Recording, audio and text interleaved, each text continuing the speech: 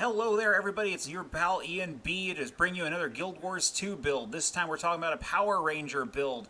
And what you basically do is sit in the back line, deal damage with your bow, while your pet, and I recommend a black Moa bird or a pink Moa bird to be your tank, does all the tanking for you, draws all the aggro and takes all the damage, and he's a fantastic buddy that will sustain and handle anything you throw at him. I know most people would suggest using a bear, and you totally can do that as an alt, but I've found personally that the black or pink Moa birds with their health tend to do a lot better at tanking.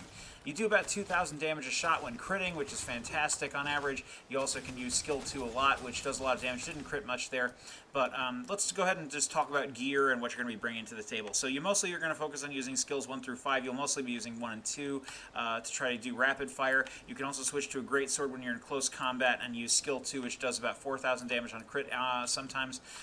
It's a really, really power-heavy build. So equipment-wise, you're going to use a lot of Zoja's gear or Berserker's gear, depending on what you consider that stat-wise. And then, of course, you're going to use Berserker stats on your bow, and that's a long bow, and you're also going to use it on a great sword. And, of course, full Berserker's jewelry, all ascended too. Easy to get if you've got Season 3. So, alright, so what you're going to want to do is focus on just hitting... Well, actually, you can get Berserker's gear with laurels, too. I just realized that for jewelry. I don't know why I said season. Anyway, point is, you wail on enemies with your sword, and you wail on enemies with your bow, and it's a very no-brainer. It's a very simple build. It's very plain in terms of how you actually play. It makes PVE very easy. You just sort of sit back, relax, and hit things, and they die, and it's great. That's all there really is to it.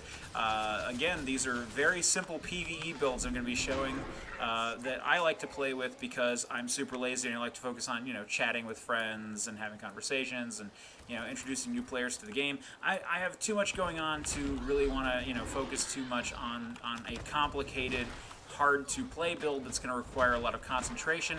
So that's what these builds are really going to be all about in the next few videos. So I guess I should talk about the stats and how I'm assigning them. So let's see.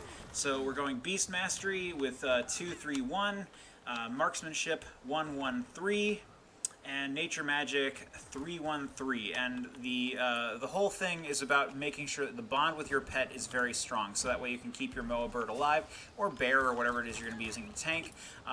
As an off pet, I do not actually recommend the Black Widow. I'm not sure why I have the Black Widow equipped. I guess I wanted to do condition damage I don't have, which is weird. The Juvenile Salamander Drake actually is what I recommend because he has Might Generation, which is fantastic, and I can't swap pets while in combat. I don't know I'm trying to do that. Let's get him off there and swap back to, Moa Bird. Okay, so here we go. So you can see what this is like in action. We basically just casually stroll around this guy, dodging attacks, using Heal as 1 to heal, and administering lots and lots of hurt. You don't do quite as much damage as you do with other power builds, but that's because you're offset by having a pet, and you can basically focus on letting the pet do the hard work of tanking while you focus on the fun stuff, which is shooting stuff with a bow and killing it dead. So that's it in a nutshell. It's very fun to play. I highly recommend it. It's super adaptive and can handle pretty much anything PvE has to throw at you. You're gonna have a good time with this. So that's the Power Ranger build in a nutshell. Very easy to play.